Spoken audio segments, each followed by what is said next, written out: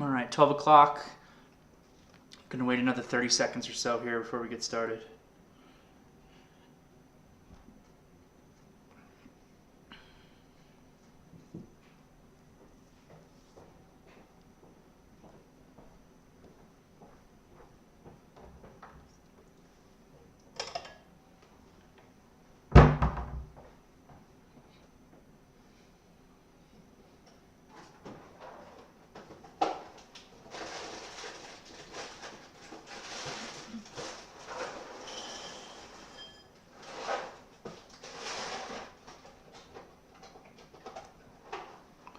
All right, let's do it.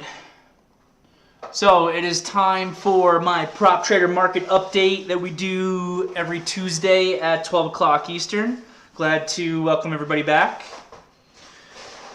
Quick disclosure here, I am an associated member of T3 Trading Group, which is an SEC registered broker dealer and member of FINRA SIPC. You should carefully consider whether trading is suitable for you in light of your own financial condition. Position disclosure, I think I'm in about 20 positions right now as we're having this conversation, mainly to the long side of this market. My background, so, again, if you've been following along my webinar each week, I know we had taken a couple of weeks off, but you probably know me. I've been with T3 for a decade, more than a decade. I'm currently senior trader and registered principal. In normal times, I'm sitting in our Manhattan office, run the trading floor there, usually myself and Scott Redler. We're kind of running our headquarter trading floor at our Manhattan office. It's a really excellent office, but I haven't been there in a year. We've been closed for over a year because of the COVID situation. It's honestly led to an incredible experience for me. I've had the opportunity to travel around the country. I'm here in Idaho right now, near the border of Wyoming, and it's officially spring, but despite it being spring, I was able to catch some excellent powder at Grand Targhee Mountain last weekend. It was a lot of fun, and I'm looking forward to some spring skiing coming together as well. But anyway, I've been with T3 for over a decade. I've mentored well over 100 professional traders here at the company. I'm currently managing in excess of 50 traders. It might even be double that. Big martial arts background as well. Martial arts and skiing have really become my two main passions.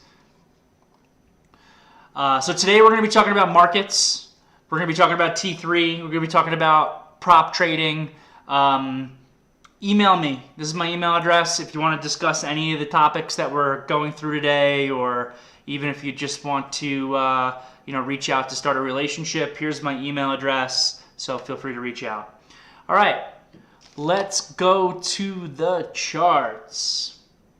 SPY's catching a little bit of an uptick right now. It's a 5-minute chart, but I always like to start big picture and then work my way down to the small picture. So we've seen for basically a full month now a huge increase in volatility. Big ranges, big movements here starting in the end of February now and basically all through March. You can just compare the range of these daily candles here on the SPY, which represents the S&P 500, compared to the ranges of the daily candles coming into it. Volatility picked up in a huge way. That has, for the most part, led to a lot of opportunity if you were able to time things right. The big thing that I've been emphasizing to my traders over the course of the last month that they need to understand about volatility is a great general rule. As volatility increases, you want to size down and give more space risk for similar P&L. Meaning, if in a typical time, you might take a 1,000 share position and risk 20 cents on it, risking $200 in a trade for yourself. Now when that volatility picks up, you need to give more space risk generally because of the increasing movements, increasing volatility. So instead of 20 cents risk, obviously, your risk is always dependent upon the specifics of the trade. So I'm just talking very generally right now. Instead of taking maybe 20 cents risk, you might have to take 40 cents risk on that trade. And then, instead of taking 1,000 shares to risk $200, you take 500 shares to risk that same $200, right? So it's basically just trader math there, but the trader math again skews more towards I need to give more spacing on my risk with less tier size to risk the same dollars. And I know for myself, I had mentioned it to my whole team when the GameStop fiasco was really going on. I was worried that it could lead to some de-risking for the market as a whole. And I kind of sized it down, my overall capital usage, probably on average on a day-to-day basis. And even in doing that, when this volatility came in, my P&L swings probably almost doubled compared to where they were when the market was tighter and the ranges were smaller. So again, that's just a great general rule to remember about volatility when volatility increases. And that's risk management. What I tell my team all the time, what I'm doing as a professional trader is probably 85% risk management, 15% reward maximization. And there's two sides to that story, right? Risk management, first and foremost, is the absolute key to this business. It's the key to success. But if you got your risk management in place, well, you got to get paid. And how do you get paid? Reward maximization. Reward maximization comes in the form of game planning. Anyway, that's high level stuff. Let's talk a little bit about charts. So I like to categorize, there's three major indices that I look at. I look at the S&P, ETF is the SPY. I look at the NASDAQ, ETF is the triple Qs. And I look at the Russell 2000, ETF is the IWM. I don't really look at the Dow too much because the Dow is really just composed of 20 stocks. It's not really broad enough for me, though obviously the Dow has been incredibly strong and incredibly bullish. When I look at these three major indices, so everything I do starts from the big picture and works its way down to the small picture. And when I'm doing my team's morning meeting every day, I start with big picture game planning before we get into the individual stocks. And in that big picture game planning, I'm assessing the overall bullish or bearishness of the major indices. And I'm assessing relative strength and relative weakness. And I'm assessing how the market is gapping on a day-to-day basis. Basically, by judging those three major things, along with some other things, whatever the new relevant news is or whatever, basically by judging those three major things, I then can come up with a broad game plan for my expectations from the market. Only from there do I then break it down into the individual stocks. So, big picture here with the SPYs, market's bullish. S&P is bullish. There's no doubt about it. We have been in a pattern of higher highs and higher lows for a year now since the coronavirus bottom has come in. Big picture, we had a little bit of a correction here at the end of February and the beginning of March that was more pronounced in tech and more pronounced in the Qs than it was in the SPYs. Qs actually had a technical correction when they went by down more than 10%. Since then, SPYs snapped back to all-time highs, and then at the end of last week into quad witching, Thursday and Friday, we had a little bit of a pullback here. Thursday was a little bit of a bearish day, a little bit of a pickup in volume. We sold off. It was actually the biggest down day that the Qs had in a while. The candle is really just down here, but we were down 3% that day if you include the fact that there was a massive gap down on that day. And that candle is something to pay attention to that we do want to see the market to negate in order to resume its kind of bullish structure. The NASDAQ's actually done that. The SPYs haven't yet. So on the upside, the first spot I'm paying attention to right now is 395. I need the market to recapture 395. After that is all-time highs. And on the downside, the pivot low from Friday, from quad witching, which is 387.15, is what I really I need the market to hold if I'm a bull, which I am, because the market's in an uptrend, and that's why I'm net long. So that's our SPYs. Our IWM is also still big picture bullish, but the relative weakness from the last 2 days is concerning me. And the fact that it's gotten back below 225 and it's so relatively weak. I mean, the IWM is down 2% right now as we're having this conversation, and it's doing that while the NASDAQ is actually positive today. The IWM represents more of your value names, your small cap names, your mid cap names, biotech, financials, energy, things of that nature can be seen more in the IWM. This is a concerning day. If we close below 325 in the IWM, which it looks like we probably will, to me the IWM is going from bullish back to potentially neutral and would only become bearish below 215 on a closing basis. Whereas the Qs got hit the most on the interest rate correction, capitulated on March 9th, gave an absolute low, and has worked its way back higher. The Qs were bearish below 310. In this area between 310 and 325, I categorize the Qs as neutral.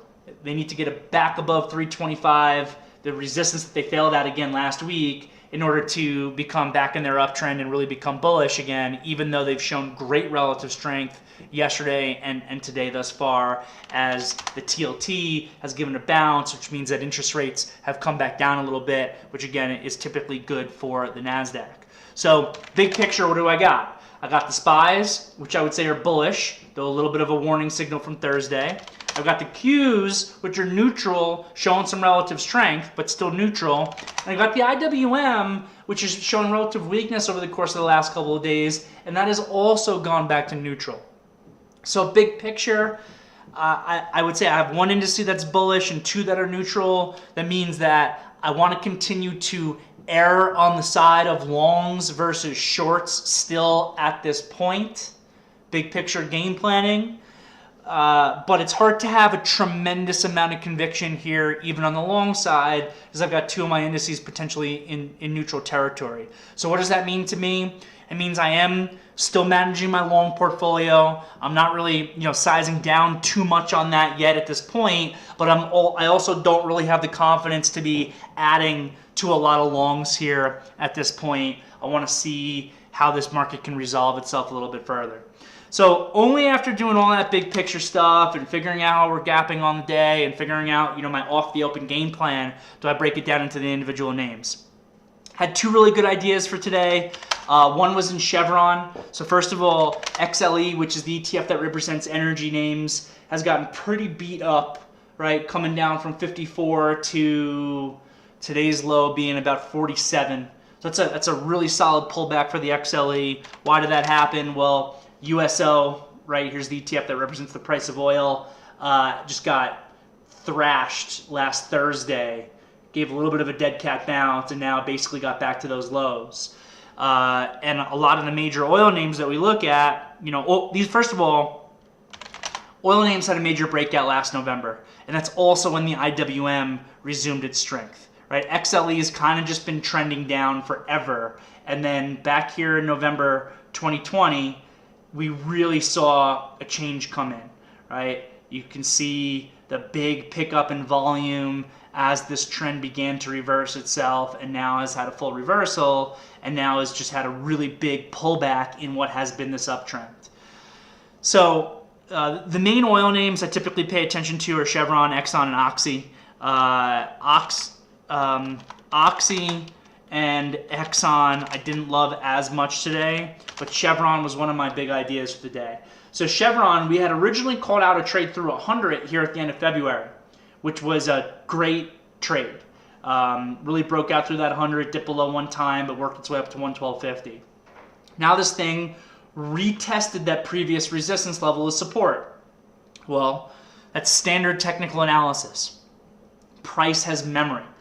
So I've got a stock here that's been in a sector that overall has been relatively strong, though albeit it has shown some weakness the last few trading sessions, that has now gotten extended to the downside into a support level. That's a trade that I love. So one of my ideas for the day today was being long Chevron versus $100. And that trade has thus far worked out pretty well. And all in one day here has almost gotten to basically what my first upside target would be, which would be about 104, which is where my 8 and 21 EMA is. So once Chevron's getting into about 104, it's really no longer extended to the downside, which was one of the several factors that I actually liked in this trade to begin with. For me, it's not enough for there to just be a support level. I want more than that. I want multiple factors, multiple layers of probability on my side. That's how I can build into trades that are going to have a better risk reward and higher probability of success. That's why I pay attention to all these things: relative strength and relative weakness, degrees of extension, the indices as a whole, just because the message that the indices are giving me is going to lead to probability in any of the trades that I'm taking. So again, with the Chevron, it wasn't just that it was touching $100, even though that's nice. It was coming down into $100, but being extended into the level in a sector that has overall big picture for months been relatively strong, even though it's been weak the last few days, in a market that is bullish to neutral at this point. So multiple things kind of coming together all at once for a trade in Chevron. My other big idea for today was Netflix. We saw the FANG names show incredible relative strength yesterday, which was interesting, and you can kind of even see that, in the Qs here. Apple had a really strong day. Netflix had a strong day. Facebook's been on fire recently. Microsoft has been, strong as well. Really strong day yesterday. So FANG names showed incredible relative strength yesterday. We wanted to see, with the TLT up this morning, meaning interest rates are down, if that relative strength could continue. And Netflix has a bit of a level here at 530. You can see it's fairly obvious, right? These kind of continuous highs, these continuous tails. And it got upgraded. It got an upgrade. So again, same thing with Chevron, but very different type of trade. Multiple levels, multiple layers of things all coming together that are going to give me a higher probability of success, and then it's the execution that's going to give me the risk reward. So from an execution perspective, the idea was to buy Netflix through 530 versus whatever the low was up until that point. So if you go to Netflix's 5-minute chart, here's your first 5-minute bar of the day. It's perfect. The low of the day is 529.40. So basically you just buy Netflix as a momentum trade because of all those factors I just spoke about. Again, not just that it's breaking through a level. It's definitely nice. That's your trade itself, that Netflix is breaking through the level of 530, but it's not enough. What do I got? I got the relative strength from FANG. I got the TLT showing me maybe we could get even more relative strength from FANG and from NASDAQ and from tech again. I've got the upgrade, right? Multiple things all coming together for this trade. And then from a risk reward perspective, if you executed properly through 5:30, you got 60 cents of risk in Netflix. 60 cents of risk in Netflix is nothing. It's a $500 stock. And for that today, it's given, $42, $43 worth of reward. I mean, sorry, not 42, 43. It's where it went to. It went to 542, 543. That'd be a fantastic risk reward. But even, the $12, $13 of reward for the 60 cents risk or so on the trade is also excellent. So those are a couple of my big ideas for today, even as overall I'm becoming a little bit nervous about the market. My S&P is still bullish, but my Qs and my IWM are kind of more into the neutral territory right now. So basically what that means is I have a little less conviction on continuation, which therefore means I want to be a little bit more selective on the trades that I'm taking. When the stars are all aligned and all my indices are all looking extremely bullish, then I can go to anything that's correlated to the market and have a much higher probability of success and feel pretty confident about what I'm doing, and the market's much more forgiving. Right now, the market's a little bit less forgiving for mistakes because we're getting mixed signals from our indices. So again, big picture, I want to be a little bit more selective. Because the volatility has increased, it means I want to have less tier size generally for more space risk. And I want to have multiple things all coming together at once for the trades that I do choose to potentially look at for the day. Again, Chevron and Netflix kind of being my best ideas on the morning meeting. They happen to both work out really well today. Believe me, it doesn't always work out that way. I'm by no means a perfect trader. Not every idea I have works perfectly, but those ones were pretty good. And now, we'll see what happens with this market. The key to the market recently has been understanding relative strength and relative weakness. That has been the mark of rotation, right? We saw initially rotation.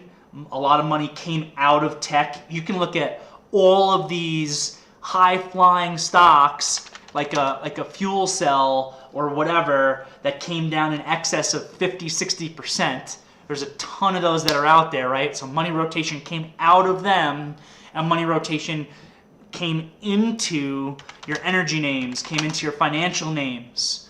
And now, last couple of days, we've seen a little bit of a mean reversion of that, where money's basically come out of energy a little bit, come out of financials, come out of biotechs, come out of the IWM, and has gone back into the NASDAQ. So overall, that's not an unhealthy sign. Definitely seeing rotation is more bullish than just seeing broad selling across the board, and we really haven't seen that. So right now, I still, big picture, would consider myself to be neutral to bullish at this point. So that is kind of my update of the week as far as charting goes. And again, what I try to do every week here is pull out little lessons from the market so that all of you listeners can follow along and can learn on a week-to-week basis. And I hope I'm accomplishing that goal. So with that said, let's talk a little bit about T3 Trading Group. So T3 Trading Group is one of the largest proprietary trading firms in the United States. We have hundreds of professionally licensed accounts. We have physical offices primarily located on the East Coast. Again, our headquarter office is in Manhattan. It's typically in normal times where I'm located. Instead here I'm in beautiful Idaho. And even in normal times, we had remote traders spread throughout the country. So when it came time for us to shut down our office, which we had to do very last minute, and send everybody to be remote, it was no problem at all. We already had all the infrastructure in place as far as the virtual trading floor. I'm running the pro desk room, and we're just doing the morning and afternoon meeting every day through there, and it's honestly gone very well. T3 Trading Group is a registered SEC broker, dealer, and member of FINRA/SIPC. That means all of our traders have to be professionally licensed with an SIE, Security Industry Essentials, and Series 57 examinations. You also have to pass a background check in order to join the company. So all that has to be done before you can place your first trade. Once the Series 57 is passed, that's when we can get started with trading. We have 3 different trading software options available. Lightspeed, Sterling Trader Pro, and WEX, also known as Wolverine, and that's on our equity side. We also have futures trading, we got platforms there. We also have retail trading, retail accounts for equities where the software is Sterling Trader Pro, but these are our professional equity software options. And again, we have these multiple asset classes: equities, equity options, futures, options on futures, all that's available. My focus with T3 is really on the equity side, but reach out to me with interest on anything and I can speak to you about it myself, or I can set you up with the right person. I guess a quick word about options. I have options traders on my team, but many people I speak to in a retail account, the main reason why they use options is because of the natural leverage that's inherent in the product. That becomes kind of a moot point when you're a professional prop trader with T3 on the equity side, because you're not going to need the options leverage because we're already giving you access to capital. We usually start our equity traders at, depends a little bit from person to person, but we usually start by providing you 20 times your account for day trading and 8 times your account for overnight positions. So someone who puts $50,000 into a professional equity account with T3, we basically allocate you $1 million to work with. So my thought process has always been, well, why do I want to trade options, which are a less liquid product and subject to time decay just for capital access, when I already have as much capital really as I could ever want? So it's really kind of always been my thought process there. But I do have options traders. They're mainly focused on spread trading or calendars or more complex options strategies where that makes a lot more sense. Or maybe they're longer time frame traders that do a lot more swing trading and they like to hedge their risk and generate cash flow by selling covered calls against the underlying equity that they own. That makes a lot of sense to me. So, again, if you're trading, reach out to me and we can discuss all this stuff. What should you be aware of? Training and education. Training and development is something that I take very seriously. It's really how I've been able to develop my group to the size and scale of where it is right now, where I have the pleasure now, and honestly it's taken me years of development to get to this point, but I have the pleasure of working with an excellent team of traders. Some of these people have decades of experience in trading, former fund managers, pit traders, floor traders, and others are totally at the entry level, which is obviously fine as well. And again, having an inclusive environment where people are open to chatting and sharing information and helping each other and having a heavy emphasis on training and development is what has brought the group this far. So I conduct a morning meeting every day at 9 a.m. I conduct an afternoon meeting Monday through Thursday at 10 after 4. Every afternoon meeting ends in a Q&A. That's the opportunity for all of my professional traders to ask questions about anything. There's a 1-month training program when people first get started. And yes, the training program is primarily catered more towards the entry-level trader. But with that said, my experienced traders who have watched my training program classes have told me that they get a lot out of it as well. It starts basic, but it gets pretty advanced pretty quickly. So, and the best part is all of that's done for free if you're a trader. My goal is to make the traders that I work with as successful as possible. And I prefer to do that rather than charge them any type of upfront educational cost or anything like that. We do require a capital contribution to fund your account after the licensing is done. I mentioned this a little earlier. And we typically start by providing buying power, capital access, at 20 times your account size for day trading and 8 times your account size for overnight positions. So again, as a basic example, someone who were to come in with a $50,000 account, we basically would start by allocating them $1 million to work with from a day trading perspective and $400,000 in capital access for overnight positions.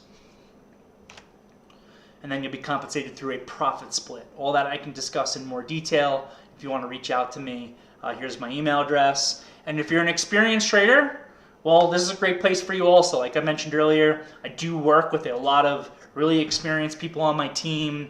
We all feed off of each other. I love when the traders that I'm working with, when their ideas make me money. I love that more than anything, and I like to think that my ideas help to make others, money as well. T3 has scale. So, those leverage numbers that I was talking about, those capital access numbers, if you wanted to come in with $1 million account because you're an experienced trader, because you want access to 20 million, we can make that happen. Again, just reach out to me and we can discuss details. And you get access to all this other stuff for free as well. You get my virtual trading floor room, my training program, you get access to Scott Redler. Scott's great. I've learned so much from him over the course of my career. He's a guy with decades of experience in the industry. And that's basically it. Here's my email address. As mentioned, reach out to me about anything. I'm a busy guy, but I'm pretty friendly. Reach out to me about skiing or martial arts. Reach out to me about, hey, let's just chat about markets. Or reach out to me about getting started with T3. There's many different options that you have for getting started with T3. You can open up a professional proprietary equity account. You can open up a futures account. You can open up a professional options account. You can open up a retail account that's competitive to any other retail brokerage account that's out there. I think it is actually significantly better. You could become part of our community through T3 Live by actually purchasing access to the virtual trading floor or any of the other stuff that T3 Live offers. Reach out to me and I can either speak to you about it myself or I can set you up with the right person who can provide you the information that you need. Here's my email address. I'm going to get back to managing my positions. There's been a lot of volatility out there. Even though it's midday, I want to get back at it. So I hope everyone learned again today.